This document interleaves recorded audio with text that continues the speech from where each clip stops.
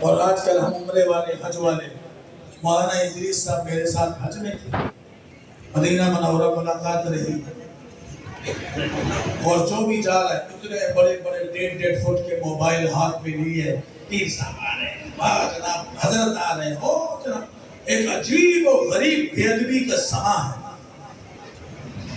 ہمارے بزرگ فرماتے ہیں آہستہ قدم نیچے نگاہ پست صدا، آہستہ قدم نیچے نگاہ پست صدا ہو، خوابیدہ یہاں روح رسول عربی ہو۔ یہاں دونوں سب جہانوں کا سردار اللہ فرمائے، اور یہاں تو اللہ پاک نے حضرت ابو بکر حضرت عمر رضی اللہ تعالیٰ عنہ دونوں جلیل القدر صحابی، اور وہ صحابی جو بعد الانبیاء اس کائنات میں سب سے اعلیٰ و افضل ہے، اور مکے میں بھی رسول اللہ کے ساتھ، جہاد میں بھی رسول اللہ کے ساتھ، ہجرت میں بھی رسول اللہ کے ساتھ، سفر اور حضر میں بھی رسول اللہ کے ساتھ، خلوت اور جلوت میں بھی رسول اللہ کے ساتھ، غمی اور خوشی میں بھی رسول اللہ کے ساتھ، اور آج روزے میں بھی رسول اللہ کے ساتھ۔ اور جب قیامت میں اٹھیں گے تو میرے آقا کا دایاں ہاتھ حضرت ابو بکر کے کندھے پر اور بایاں ہاتھ حضرت عمر کے کندھے پر۔ مدینہ منورہ میں بیٹھے ہیں، حضرت عمر کی طبیعت جلالی ہے، ابو بکر رضی اللہ تعالیٰ عنہ کی طبیعت رحماء بینہم ہے۔ یہ بجلی کی دو تاریں ہیں، ایک گرم ہے ایک ٹھنڈی ہے۔ ابو بکر رحم دل ہے، اور حضرت عمر رحم دل تو مسلمانوں کے لیے، لیکن باطل کے لیے اشداء علی الکفار، ننگی تلوار، اتنی بات نہیں برداشت کر سکتے تھے۔ اور وہ عمر جس راستے سے گزرتا 40 دن تک وہاں سے شیطان نہیں گزر سکتا۔ اور آج بھی جہاں جس چوک چوراہے پہ عمر کا نام لکھا ہوتا ہے نا، کسی بھی سائن بورڈ پہ، تو آج کا شیطان 40 دن نہیں 4 مہینے تک نہیں گزرتا۔ یہ عمر کے نام میں دبدبہ ہے، یہ اللہ نے شان دی 1400 صدیوں کے بعد بھی۔ میں ابو بکر کو نہیں مانتا، میں عمر کو نہیں مانتا، تجھے کس بات نے کہا ہے کہ تو ان کو مان؟ کس نے تجھے کہا ہے مان؟ ابو بکر عمر کو وہ مانے گا جس کا رب پر ایمان ہو، جس کا قرآن پر ایمان ہو، جس کا نبی سے رشتہ، جس کا وہاں رشتہ نہیں ہے وہ ابو بکر عمر کا نہیں ہے۔ پہلے ذرا اپنا محاسبہ کر، ذرا جا گھر میں معلومات کر لے کہ تو کس فصل کی مولی ہے، اس کے بعد ابو بکر عمر پہ ہاتھ اٹھانا۔ تو ان دونوں بزرگوں نے مدینہ منورہ میں ایک دینی مسئلے میں آپس میں گفتگو کی، اور یہ یاد رکھنا میں نے اپنے حضرت سے سنا ہے کہ جہاں کبھی صحابہ کی بات آئے تو وہاں اختلاف صحابہ نہ کہنا، وہاں مشاجرات صحابہ، ادب کا پہلو ہاتھ سے کبھی نہیں جانے دیں۔ میرا اور آپ کا اختلاف تو اختلاف نہیں ہے، وہ تو اللہ معاف کرے دشمنی ہے۔ صحابہ کا اختلاف رحمت ہے، امت کے لیے رہنمائی ہے۔ حضرت ابو بکر عمر آپس میں بیٹھے گفتگو فرما رہے ہیں، بڑے پیار اور محبت میں، غصے میں نہیں۔ آواز تھوڑی سی اوپر نیچے ساؤنڈ ہونے لگا، فوراً حضرت جبرائیل تشریف لائے۔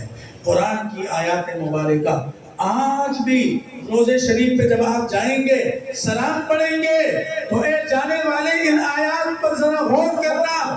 یا ایھا الذین آمنوا لا ترفعوا اصواتکم فوق صوت النبی ولا تجهروا له بالقول كجهر بعضكم لبعض ان تحبط اعمالكم وانتم لا تشعرون ان الذين يغضون اصواتهم عند رسول الله اولئك الذين امتحن الله قلوبهم للتقوى لهم مغفرة واجر عظيم۔ قیامت تک اللہ نے ضابطہ بنا دیا، مدینے آنے والے آواز اونچی نہ کر دینا، خابیدہ یہاں روح رسول عربی ہے۔ سید نبی شاہ صاحب فرماتے ہیں بارگاہ سید کونین میں آ کر نبی، بارگاہ سید کونین میں آ کر نفیس سوچتا ہوں کیسے آیا، میں تو اس قابل نہ تھا، میری کوئی اوقات نہیں، میری آنکھ اس قابل نہیں کہ میں گنبد خضرا کو دیکھوں، میری آنکھ اس قابل نہیں کہ میں اپنے آقا کے روضے کو دیکھوں، میری آنکھ اس قابل نہیں ہے میں شہر مدینہ کو دیکھوں، میرے کان اس قابل نہیں وہاں کی آذان سنو، وہاں کے نماز کی تلاوت سنو، میری زبان اس قابل نہیں، میرا وجود اس قابل نہیں کہ میں اپنے آقا کے روضے کے سامنے کھڑا ہو جاؤں۔ ذرا اپنے وجود کا جانے سے پہلے جانے والے محاسبہ کر لینا، یہ تیری کوئی طاقت نہیں تھی، یہ تیرے اللہ کا کرم تھا اور میرے آقا حضور کا بلاوا۔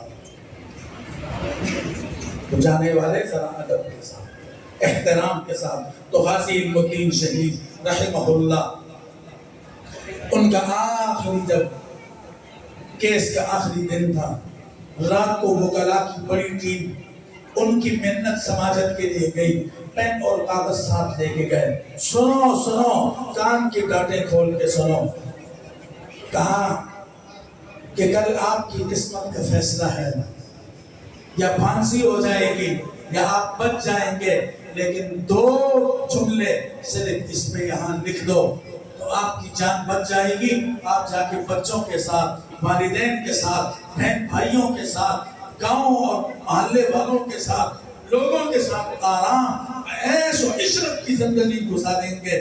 ایک دو جملے لکھ دیں کہ یہ جو میں نے لجپال مرتد کو، لجپال گستاخ کو مردار کیا ہے، یہ میں نے لاپرواہی میں مجھ سے ہو گیا ہے۔ غازی علم الدین نے جب یہ جملے سنے، ان کی آنکھوں سے آنسو بہہ پڑے، کہا سنو، میں نے ساری زندگی بے خیالی میں گزاری، میں نے ساری زندگی بے خیالی میں گزاری ہے، میں نے ساری زندگی لاپرواہی میں گزاری ہے، میں نے ساری زندگی ضائع کی ہے، یہ ایک کام میں نے رسول اللہ کی عشق میں کیا ہے، اور سنو، مجھے موت سے مت ڈرانا، آنکھ بند ہونے کی دیر ہے، اپنے آقا کے ساتھ جنت میں صحابہ کے جوتوں میں چلنا میرا منتظر ہے۔ اور آج تک جس رات سے میں قید و بند کی صحبتیں برداشت کر رہا ہوں، اذیتیں اور تکلیفیں برداشت کر رہا ہوں، سنو سنو، اس رات سے لے کے آج رات تک کوئی رات ایسی نہیں گزری جس میں نے اپنے آقا حضور کا دیدار۔ غازی علم الدین جب شہید ہوئے، پھانسی لگی، لاہور کی تاریخ کا عظیم جنازہ، عظیم عاشق کا عظیم جنازہ، علامہ اقبال مرحوم آئے، انہوں نے کہا میں نے چہرہ دیکھنا ہے، وقت بہت زیادہ تنگ تھا، لیکن علامہ اقبال بانی پاکستان کے ساتھ شانہ بشانہ اس ملک کے بنانے میں تھا، عاشق رسول تھا۔ علامہ اقبال کا بھی جو ایمان بچا ہے اور جو اشعار پڑے ہیں، یہ بھی علامہ انور شاہ کشمیری کے جوتوں۔ علماء سے دور مت جاؤ، مدارس سے دور مت جاؤ، یہاں تمہارا ایمان بھی بچے گا، یہاں تمہارا عقیدہ بھی بچے گا، یہاں تمہاری نسلیں بھی بچ جائیں گی۔ تو علامہ اقبال نے اصرار کیا، تو غازی علم الدین کے چہرے سے جب پردہ ہٹایا گیا کفن کا، تو اس کی آنکھوں میں آنسو بھر گئے۔ پھر بدیع شاعر تھا، کہتا ہے اسی گلا کرنے رہ گیا ترخان کا پتر بازی رہ گیا، اسی گلا کرنے رہ گیا ترخان کا پتر بازی رہ گیا۔ ربیع الاول کا مہینہ مجھے ڈانس نہیں سکھاتا، ربیع الاول کا مہینہ مجھے چہرے چمکانا سکھاتا ہے، مسجدوں کو آباد کرنا سکھاتا ہے، گھروں میں دینداری لانا سکھاتا ہے، اللہ اور اس کے رسول کی محبت میں سبقت لے جانا سکھاتا ہے۔ ربیع الاول صرف ایک دن کا نہیں ہے، تو میں اللہ کا واسطہ دیتا ہوں، ربیع الاول منانا نہیں ہے، ربیع الاول کو اپنانا ہے، عشق منانا نہیں ہے، عشق کو اپنانا ہے۔ اگر تم نے بازاروں کو سجا دیا، سجا تو کسی نے تمہیں نہیں روکا، تمہارے پیسے، تمہارا عشق، تمہاری محبت، لیکن تم سے میں پوچھتا ہوں وہ تو ایک دن ایک رات کے لیے تم کر دو گے. کیا ہم ایک دن اور ایک رات کے مسلمان ہیں؟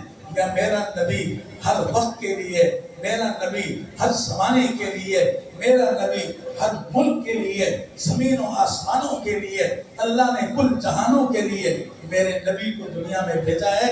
میرا عشق پیدائش سے لے کے آخری سانس تک میرا نبی ہے. اس لیے مسجدوں کو آباد کرو. میرے حضرت فرماتے تھے ہر مرض کی دوا صلی علیہ. دیر ہو رہی ہے مجھے بھی پتہ ہے،